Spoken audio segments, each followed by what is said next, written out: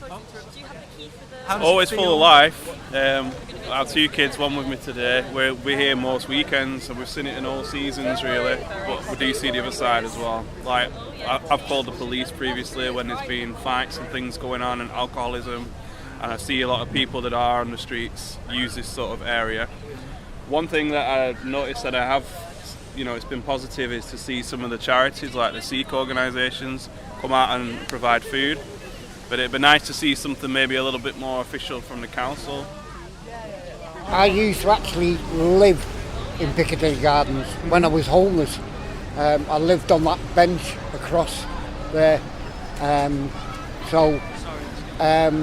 know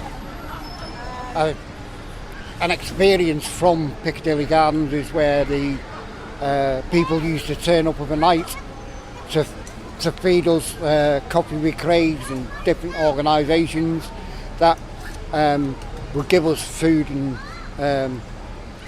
clothing if we needed it as well.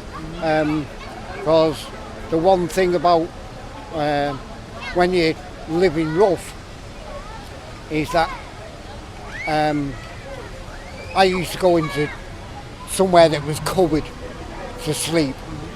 But if you couldn't get somewhere or I was sleeping on a bench and it rained, once you got wet, it's very, very difficult to dry out.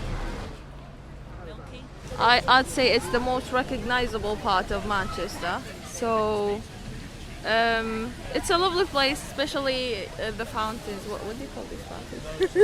Fountains. The fountain. Yeah, in the summer the kids like to come here and sometimes play with the water. So it's a nice place to be at. I look back at some photos of the gardens in the 80s and it was like a proper park and it was really nice, trees, flower beds and all of that.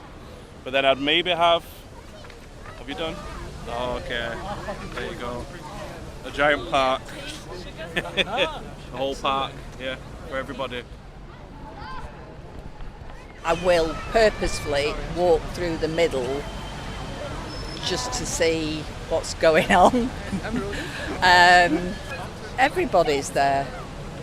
It's not just tourists, it's not just the middle classes, it's not just people who've fallen on hard times.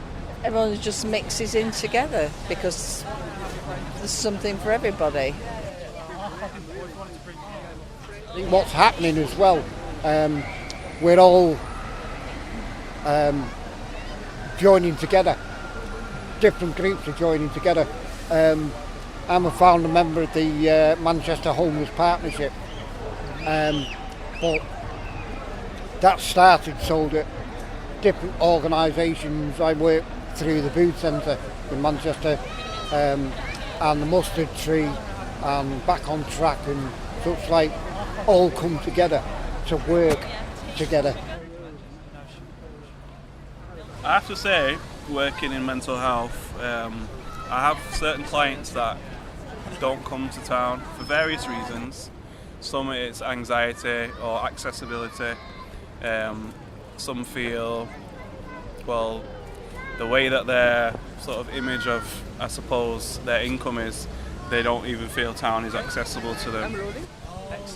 I think my main aim would be to get more public conveniences free to the, for not just in the park, but throughout the city. Yeah.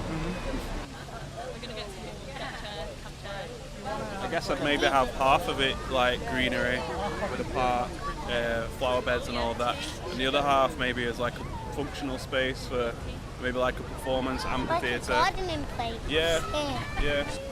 Where they could put on like live events, but also then have space. I was starting to draw a giant tent because I see the charities just on the edge here with a couple of tables. Why not do a huge event and have so much, not just food, but then services that can actually help, charities here that can help people find housing and that kind of stuff. They were taking on extra enforcement agents to find people for deprivating and whatever in the streets. And we just said, well, why don't you take people on and open up the toilets? It's all consultations, and then in 2 years' time, say, well, we'll just have another consultation. And I don't think they really listen. They've already decided what they want to do with this, and people want to go back to the 60s sunken gardens and the flower beds, but who's going to maintain that? That's the thing. But there has to be someone, like an old-fashioned park keeper, just constantly picking up any litter or Curating, looking deadheading and weeding.